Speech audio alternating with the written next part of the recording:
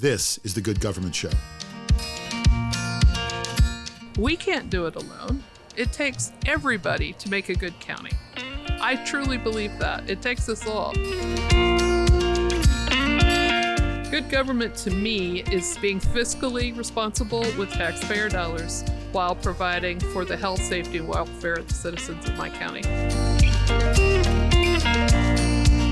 You know, if you institute something overnight, then usually you're going to institute it wrong. And so I've learned that doing it right does take time. I'm a 6th generation, 7th generation Floridian. I'm taking care of my home and this place that I love and care about. And, you know, when I think something needs to get done, I can get it done. And that's important to me. They have time to complain. Yeah. So if they've got time to complain, they have time to ask a question. Welcome to the Good Government Show. I'm your host, Dave Martin. On this show and on every show, we highlight the many ways across the nation that government is working and working well. And there's a lot of good government going on in Alachua County, Florida. This is Gainesville, University of Florida territory. As a Florida State Seminole, I hate to admit it, but they are creating a lot of good government in Alachua County. I had a really good conversation with County Commissioner Mary Alford. She boasted that she is in a very progressive county. And you know, after talking to her, she's right. I was really impressed with some of the ways they're solving their critical housing shortage, a problem many counties and cities are facing, and I'll let Commissioner Alford explain it. But listen to her tell you how they convert shipping containers into 1- and 2-person homes. I was impressed. You will be too. Just listen. As the commissioner knows personally, jails are not a substitute for mental health treatment facilities, and she's going to explain how they started 50 years ago with being progressive when it comes to mental health programs. Here on the Good Government Show, we really like hearing ways that government creates not just good government, but better government. In Alachua County, they run a Citizens Academy. And if I lived in Gainesville, not that I would, because, well, Tallahassee's just better. But anyway, if I did, I would definitely sign up for the Academy. Just think about that. Me, a county commissioner. All right, maybe not, but it's a great idea for a program, and you're going to hear about it. So join me as I talk with Mary Alford, Alachua County Commissioner, and that conversation is coming up next.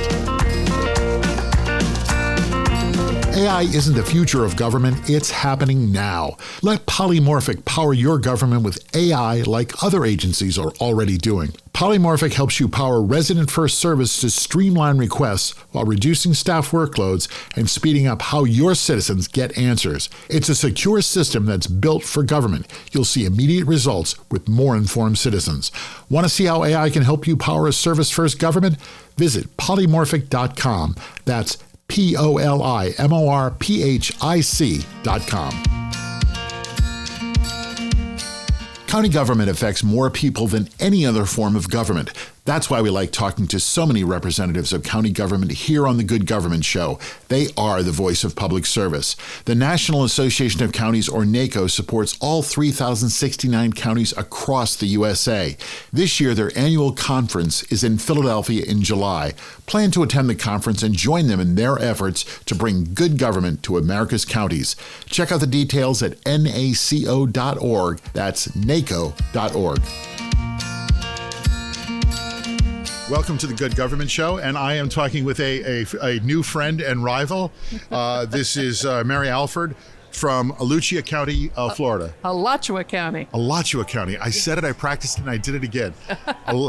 Mary Alford from Alachua County. That's right. Is that better? That is right. All right. Now, we talked briefly. Apparently, you went to some college in the middle of the state, I heard. Oh, yes. I'm a graduate twice from the University of Florida College of Engineering. And I'd just like to say, as a Florida State alumni, we are still getting along. So that's good. Go Gators. Go Noles. All right. So I asked you a little bit about what was going on in Alachua County, and you said we're very progressive. We're way ahead of other counties. We're doing things no one else is doing. We're way ahead. Is that true? And can you prove it? Well, you know, we have the things that we're working hard on, and some of them are, we have to do a lot with mental health, with criminal justice, with affordable housing. Those are some of the major things we're working on right now. So affordable housing is something, all of these issues are things that every county and municipality is trying to get a handle on. Let's start with housing. Okay. What is something that you have done that others can learn from? Oh gosh, so we have 3 big initiatives right now. First, we've bought 2 motels, and we're turning them into efficiency apartments. We are doing small houses for 1 to 2 people out of shipping containers, and Shipping containers. shipping containers. Yes. Okay. Explain that, because I've seen that project. Right, and so this took a little while for the commissioners to wrap their heads around, but I have a background in architecture and engineering, so Perfect. this is something that I'd done in the past. But you can build. These are just leftover abandoned shipping containers. They could be on the deck of a ship, but not. Yes, but exactly. They're not. Now they are going into a field and being organized into a neighborhood. Each shipping container will have a small kitchen, a bathroom, and a living, sleeping area. And will How do be you modify suitable them? To 1 to 2 people. We Do you put windows in, vents? we do. Fans? We put in windows and doors and mini split air conditioners. We put in internet. We put in insulation.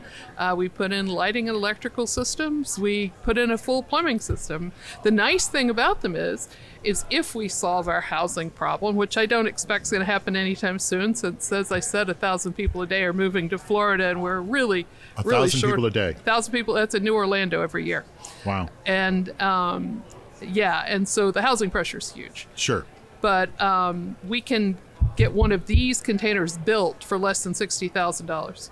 And it's nice. It's something that you and I would feel fine living in, although it's a little small. It's a little small. I'm 6'2", so a little small. It's all right, though. So it costs $60,000 to convert that into livable space. And if we, and we can move them around. So they are self-contained, so we can pick them up and rearrange them in some other place if we want to do that, which is nice. Do you put them on you don't just put them in the ground. Do you put them on a frame or on bricks we have a mounting system for Okay. them. So, shipping containers are made to be mounted to the surface of a ship, so you can mount them to Okay. the surface of the ground, just the same way. When you tell someone that you're moving, they're going to get their own house, their own home, and it's going to be a converted shipping container, what's the reaction? Well, the people that we are moving into these places are folks that have been living in shelters. So they are happy to have a door they can lock, their own bathroom and their own kitchen, and to have a place of self-sufficiency that they can, have an alarm clock and go to work every morning without having to rely on other systems. So What do they look like? A field of shipping containers converted into homes. They can look like that, or you can, hire a bunch of artists to do really nice murals on the outside. You can actually coat the outside of them so they look more like a traditional home. But quite frankly, if you're going to put something on the inside of the shipping container and then something on the outside of the shipping container, you might as well just build a wall and build a whole other thing. Okay. So, the benefit of the shipping containers is being able to pick them up and move them somewhere else if you want to, if a project is finished in an area or you want to utilize that property for something else. So that's actually an advantage. So leaving them looking like shipping containers, but painting them and making them look nice on the outside, you can kind of do both of those things. And when people move into them, how do they react? What do they say? Well, this is the beginning of the project. Right. However, I've been doing this myself for a long time. Quite frankly, I have regular folks calling me on the phone, every week wanting to move into a shipping container because they're considered cool right now. So, okay. Just cool is good. Cool is good. So I haven't made the choice to live in one, but other people like the idea. All right. And then the other affordable housing project we're doing is in the area of rental housing. And we're providing from leftover ARPA funds, we are providing up to $15,000 per rental unit to do energy efficient upgrades in exchange for those units being maintained as affordable housing. $15,000 per unit. Per unit. That's a lot. It is, but that's enough to replace an air conditioning system so it's more energy efficient, to put in better windows, to do some insulation, to do energy efficient appliances, whatever it needs. The more money they get, the longer it has to remain affordable housing. Okay. So it's not, you don't just get $15,000 for, switching out your refrigerator. Does that amount, $15,000, is that enough to do, almost a complete renovation in some of these properties? It is not. Unfortunately, the cost of construction right now is pretty high. However, we spent a lot of time meeting with owners of rental properties and with property management groups before we instituted this program, and it seemed to be the right amount to do the most needed work. And how many properties have you worked on so far? We have about 45 in the queue right now. So it's not a Okay. whole lot, but we're a small county. We're getting there. Little by little, little by little? That's people that wouldn't have affordable housing otherwise. And how long have you been a county commissioner? 4 years. What prompted you to run? Well, I'd been serving on a lot of advisory boards and other committees and things, and I got tired of advising, and I was ready to make some decisions. And you got over your shyness. Yeah. Good for you. Good for you. Thank you. You're welcome. You also mentioned, another area that's certainly attracting a lot of attention by government to try to do what they can with it. You talked about mental health. And I think you said earlier you had a program in place that's been adopted nationally now. Yeah, so over 50 years ago, we started a hotline for folks that were undergoing a mental health crisis. And we've been running our hotline for, I believe it's 53 years now. Yeah. We just, I go to a volunteer luncheon every year, and we've had employees volunteers that have been working on that program for 50 years. Wow. It's pretty amazing. Yeah. But it's volunteer run, it's 24/7. When the national mental health number went into place, we just transitioned our number to that. Okay. Because we've already been doing it, and they actually modeled a lot of their ideas off of the program that we started. We were the first in the nation.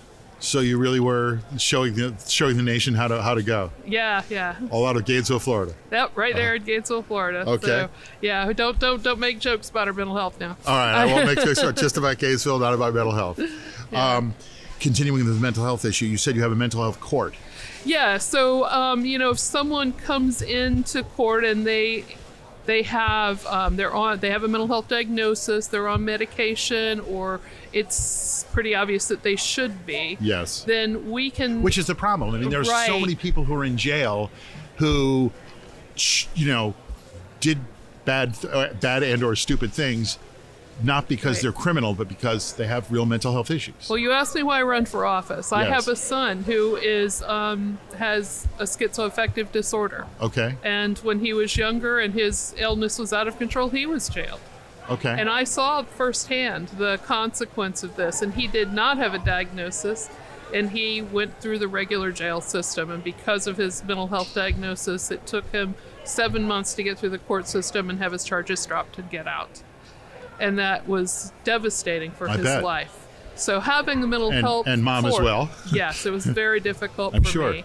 And so having a mental health court so that those folks can get the specific help they need, get the medication that they need, get put into a facility if that's where they need to go, makes a whole lot more sense than putting them into our criminal justice system, where quite frankly, we should not ask our sheriff's department who runs our jails to be in charge of mental health programs.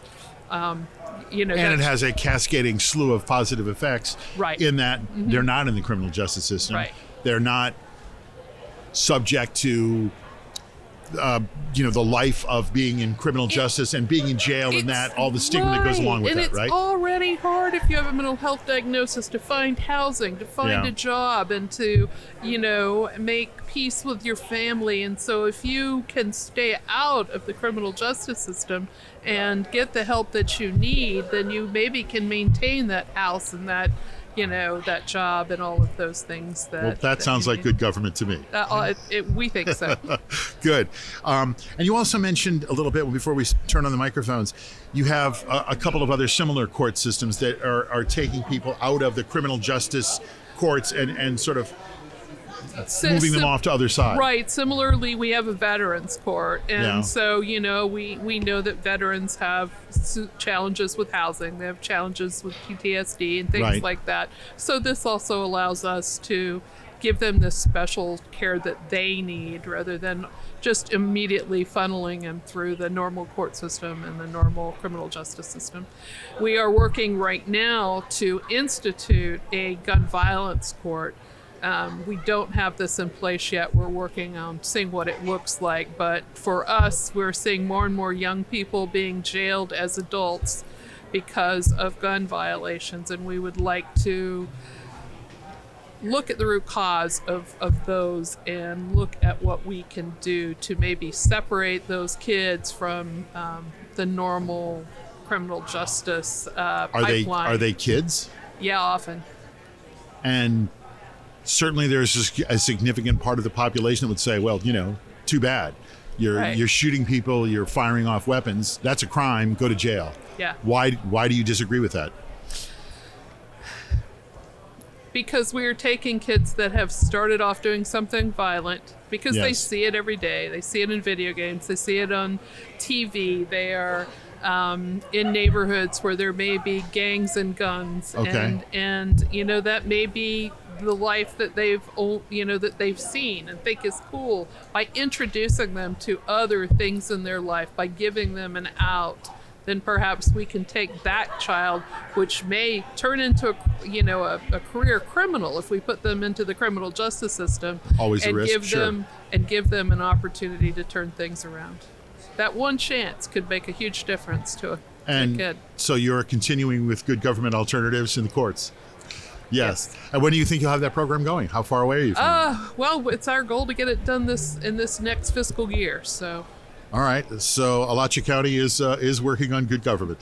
We try to think so, yeah. All right.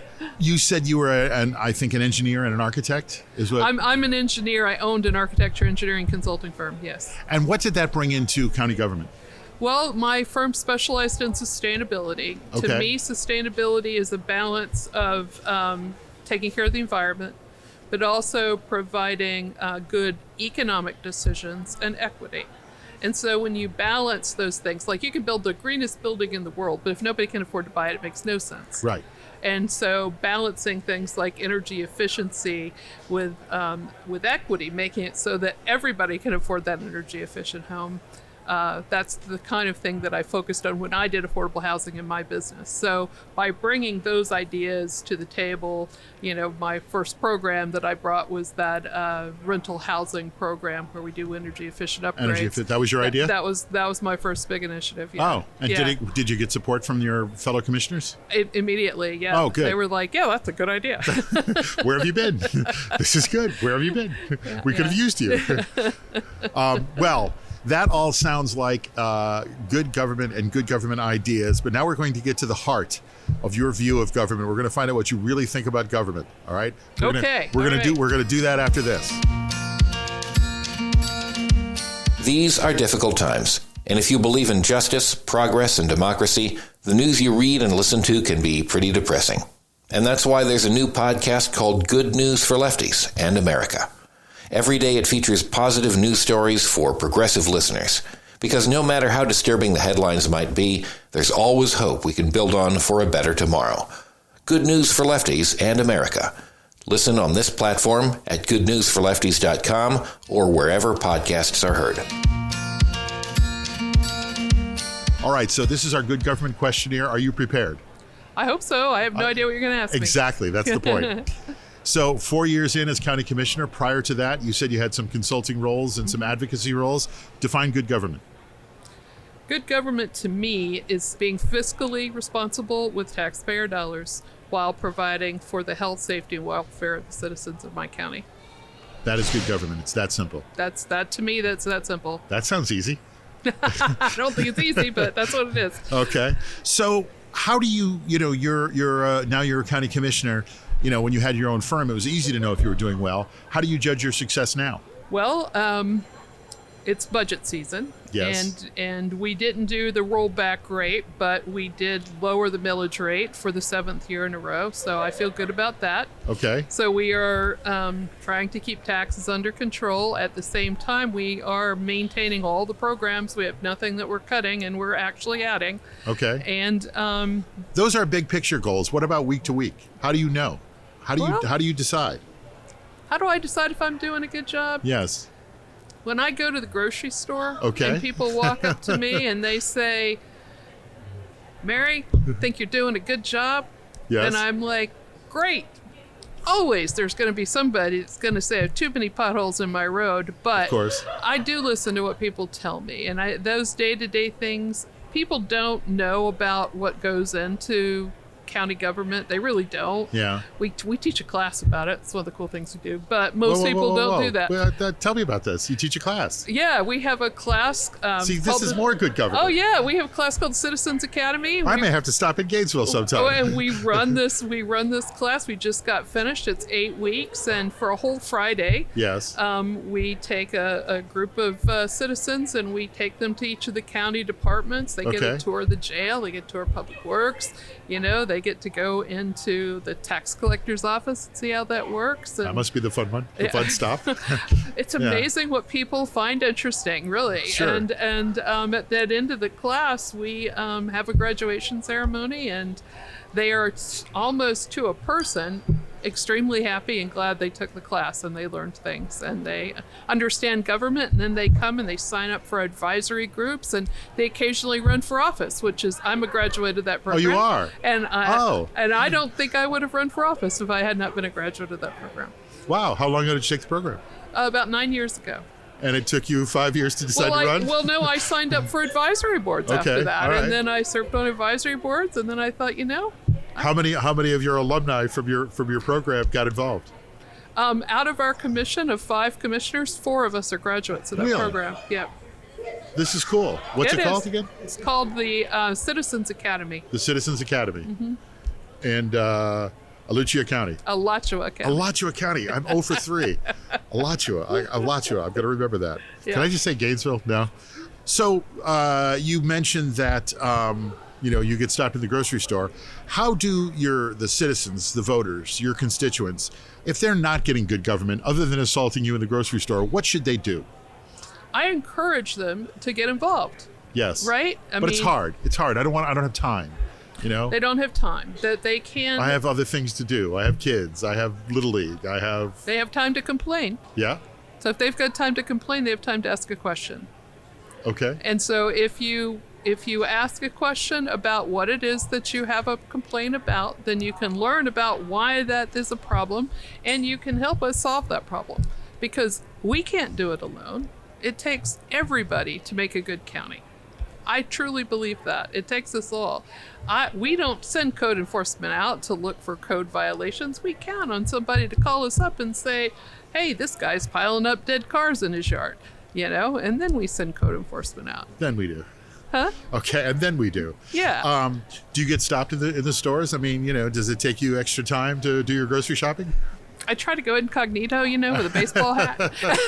Okay. No, that's not really true. But sometimes I'm in a hurry and it's a little frustrating, but I enjoy talking to the citizens when they stop me. What would you said this before, you said county government's hard. What would you like people to know about government other than it's hard? Things take time. Yeah. When I first got into government, I complained a little bit about how long things took to get done. And now, not so much? I realized that, for instance, our attorneys were looking to make sure that taxpayer interests were being protected. Our financial folks were looking to make sure that we were following each and every law and that our contracts were right and well done. It's not. And we were making policies and procedures to make sure that things happened the right way. Okay. If you institute something overnight, then usually you're going to institute it wrong. And so I've learned that doing it right does take time. So everyone relax. We'll get to that. Well, we're getting there as quick as we can. And, one of the things I've heard many county commissioners and other people in government say is, I don't care how many potholes you fix. If you don't fix the one in front of my house, you haven't fixed the potholes. Correct. Right? How do you combat that? Well, I ran on roads. You did? I did. It's sustainability? The roads were so and bad. mental health? And you have a lot going on. I ran on roads, yes, resilience, and the environment. Okay. And I tied those all together. Okay. Because we've made $1 billion investment in our roads. So if we are not maintaining them, we're not taking care of our investment. Right. And we'd had previous commissions that would rather spend that money on, more environmental things, right? But to me, taking care of your investment is the right environmental thing to do. And the voters agreed with that. And we have gone from spending $4.5 million on roads every year to $44.5 million on roads every year. So I feel good about that. What's the best part? This is a two-part question. The first part is, what's the best part of your job? The best part of my job. The best part of my job is going outside every morning and looking around and saying, this is my county. I'm a 6th generation, 7th generation Floridian. I'm taking care of my home and this place that I love and care about. And, you know, when I think something needs to get done, I can get it done. And that's important to me. What's the worst part? That sounds very selfish, but No. It you know, I mean, you care enough to get involved and do the work and make sure it stays that way. So no, that's good. That's what we want, right? And the worst part of my job is the exact same thing. Which is? I get up every morning, I go out and I look at the door and I see so many things that I that need to get changed, that need to get work done, and it's a lot. And you know, we're you know, we've got climate disruption, we've got you know 700 miles of roads to fix, and we've got all these things, but we're getting it done. It just takes longer than I wish it did. How often do you get frustrated? I get frustrated every day. But I'm also happy every day, you know. All right. I'm like that. Okay, good. So you're a newsmaker, but where do you get your news from? You make news in your county. What do you read? What do you listen to? What do you watch? Oh, golly. Locally, for local news, we have a couple of small local newspapers that I follow. Good. State-wise, I've got a couple of news lists that I get every morning on email, and I go through those. Nationally, I read, I'm from a progressive county. I listen to NPR, I read the New York Times and the Washington Post. All right. Yeah. That's a good. You didn't mention podcasts anywhere. We'll get to that another time. Yeah, well, I do listen to podcasts. It's not part of my daily news routine. Okay. It's like I'm washing dishes. I turn on the podcast. Good. All right. Well, as long as you turn it on every once in a while. So, who's your political hero? Did someone inspire you to do government work? Elizabeth Warren. Really? Yeah. Okay. Because she had a plan for everything. Yes, she did. And you know, I have a plan for that. As an engineer, I really liked that. You know, she had a notebook, and she's like, "All right, this question, you know, this is my," and that type of organization appealed to me. All right. Have you met yet? Have I what? Have you met yet? You and Elizabeth Warren? No, I haven't met her. I did take her campaign training class. Oh, all right. Did it help you with your campaign? It did. It was the best one I took. Because you know what? She had a plan for everything. Do you have a plan for everything now? Strangely enough, I have a big fat plan notebook. Yes. Do you? Yes. All right. I don't know if they're all good plans, but I'm working on it. So you're now a county commissioner. I know you said you went to school to become an engineer. Did you ever envision a career in politics? Were you class president? I did not. I actually, if you test out my personality, yes, I'm an introvert. You are. I am.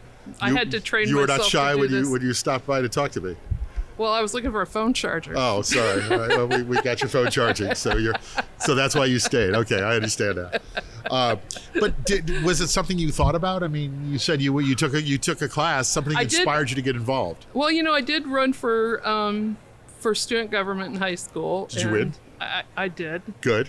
And were you one of the cool kids? No. Okay, but no, you won anyway. The three of us ran. Yes. The captain of the football team, the head of the cheerleaders, and me. Okay. Well, they split the vote of the popular kids, and everybody else voted for me. So, you know, I was the nerd that won. All right. Well, listen, hey, that's politics. There's a lesson there. There's a lesson there in politics. All right. Split the ticket, whatever you can. And I didn't plan to run. Somebody nominated me, and I was like, all right. And so there you are. There I am. But you took that the government academy. When you took that, did you think, there's something here for me? Well, you know, I'm an engineer and I want to do more for my town. Okay. You know, and I thought, well, the best way for me to do more for my community is to learn more about my community. So I took the Citizens Academy. Okay. And I learned about all of these problems and things that I could help with, and I signed up for those advisory boards. So and they're in. They're in. And here we are now. Yeah, I signed up for codes enforcement, the Environmental Protection Advisory Board, and for the Utility Advisory Board. I served on all of those.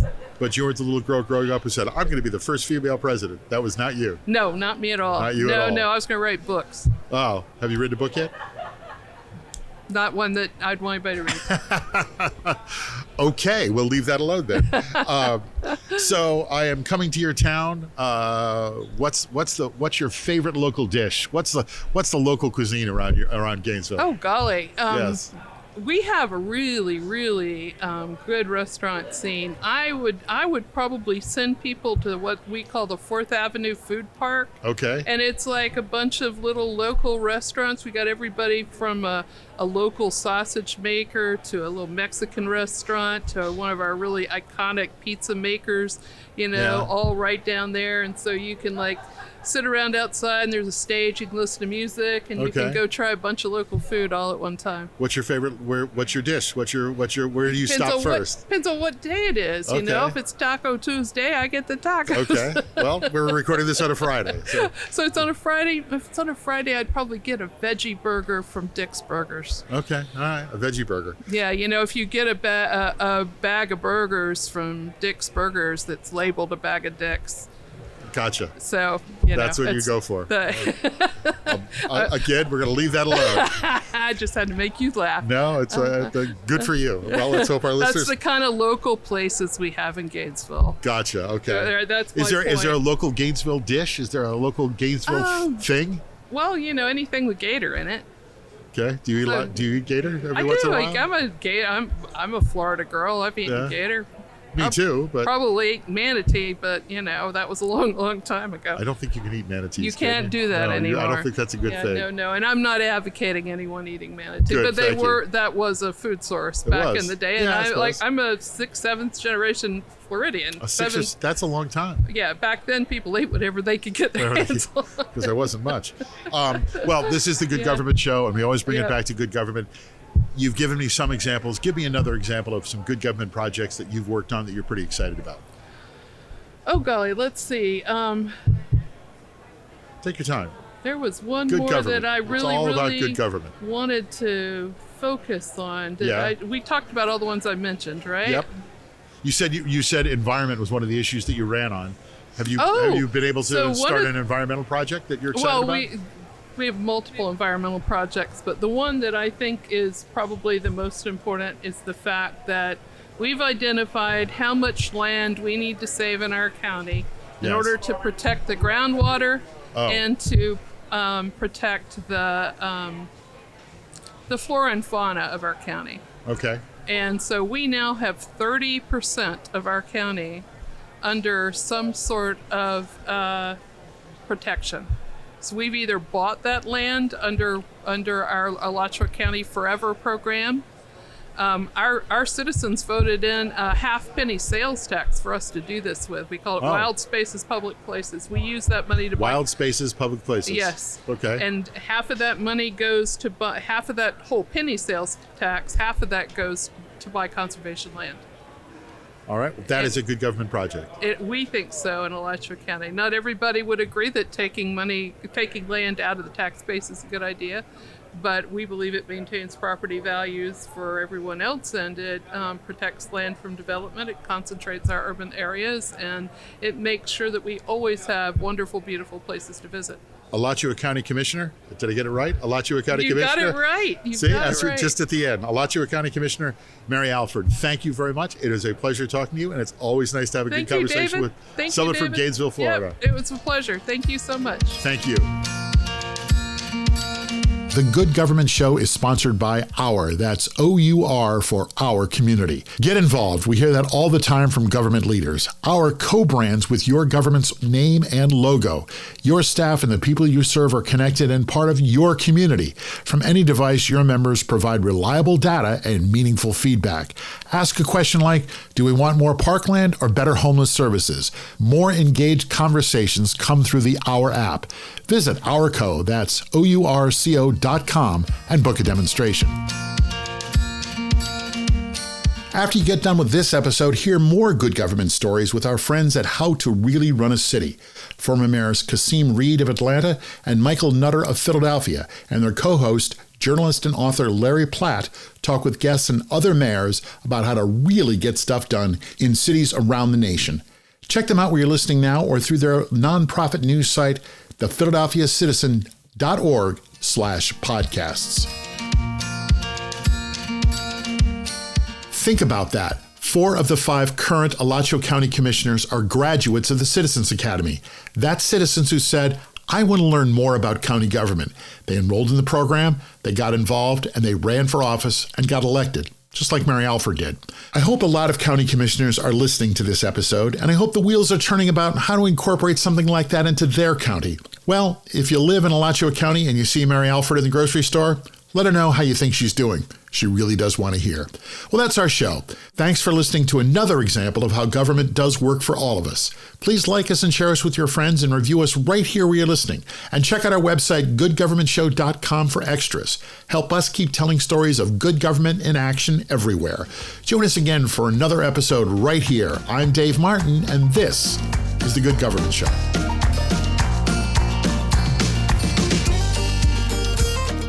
The Good Government Show is a Valley Park production. Jim Ludlow, Dave Martin, that's me, and David Snyder are the executive producers. Our show is edited and produced by Jason Stershic. Please subscribe, then share us, and like us and review us.